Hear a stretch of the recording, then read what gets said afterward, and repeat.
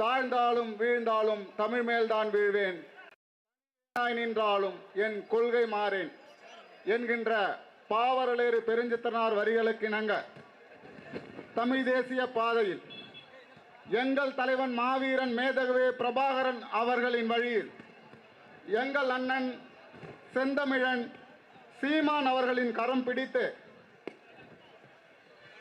எந்த சூழ்நிலையிலும் தடுமாற மாட்டோம், தடம் மாற மாட்டோம் என்று இங்கே கூடியிருக்கின்ற போராளிகள் அனைவருக்கும் எனது புரட்சி வணக்கத்தை தெரிவித்துக் கொள்கிறேன். புரட்சியாளர் அண்ணல் அம்பேத்கர் சொன்னது, வரலாற்றில் புறக்கணிக்கப்பட்ட மக்கள் தங்களுக்கான வரலாற்றை தாமே எழுதுவார்கள் என்று.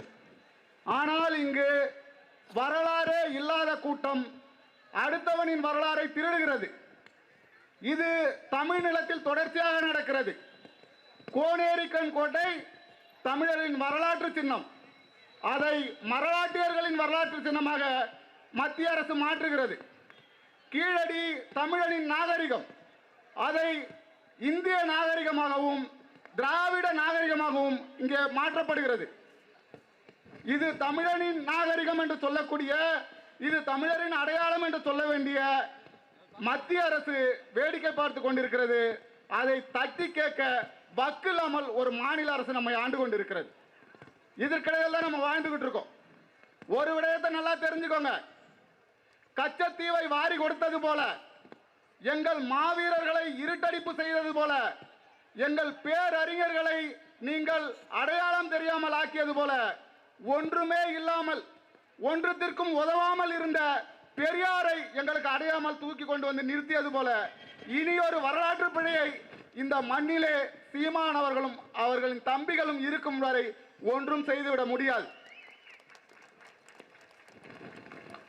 இங்க தமிழ்நாட்டில் திமுகவுக்கு எதிரானவங்க நாங்க தாங்க.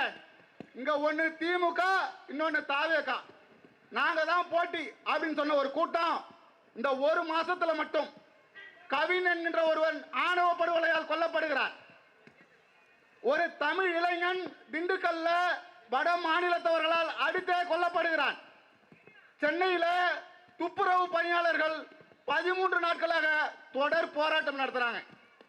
எந்த இடத்துலையும் போய் பார்க்கறது இல்லை, எதை பத்தியும் பேசுறது இல்லை.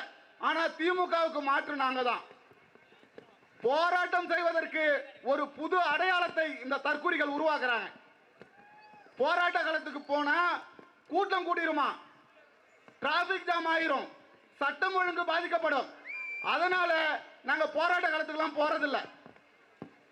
கூட்டம் கூடுவதற்காகத்தான் போராட்டம் ஏற்பாடு செய்யப்படுவது, அரசுக்கு அழுத்தம் கொடுப்பதற்காகத்தான் போராட்டம் நடத்துவது.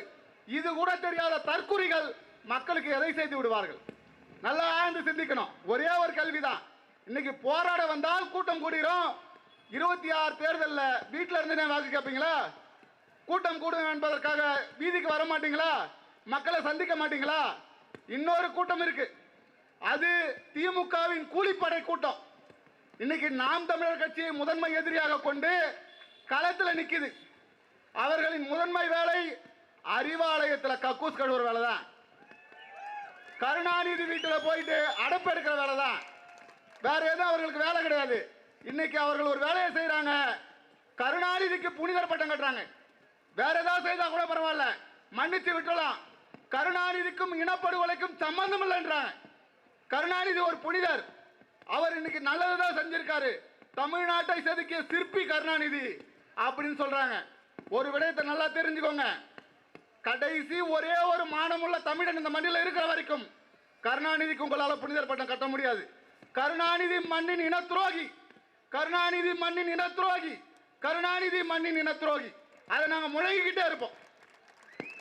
ஒரே ஒரு விடயத்தை இங்கே சொல்லி நான் நிறைவுபடுத்திக் கொள்கிறேன். நாம் தமிழர் கட்சிக்கும் அண்ணன் சீமான் அவர்களுக்கும் எதற்காக வாக்கு செலுத்தணும், எதற்காக நாம் தமிழர் கட்சியை வலிமை பெற செய்யணும்? ஒன்னே ஒண்ணுதான். திமுக இங்க ஆளும் கட்சி, அதிமுக எதிர்கட்சி. ஒரே ஒரு சட்டமன்ற உறுப்பினர் கூட இல்லாமல் நாம் தமிழர் கட்சி 8.2 விழுக்காட்டோடு செயல்பட்டு கொண்டிருக்கிறது. ஆனால் இங்க 8 வழி சாலையை போடணுமா வேண்டாமா என்று தீர்மானிப்பது நாம் தமிழர் கட்சி. பரந்தூர் விமான நிலையம் அமைக்க வேண்டுமா வேண்டாமா என்று தீர்மானிப்பது நாம் தமிழர் கட்சி.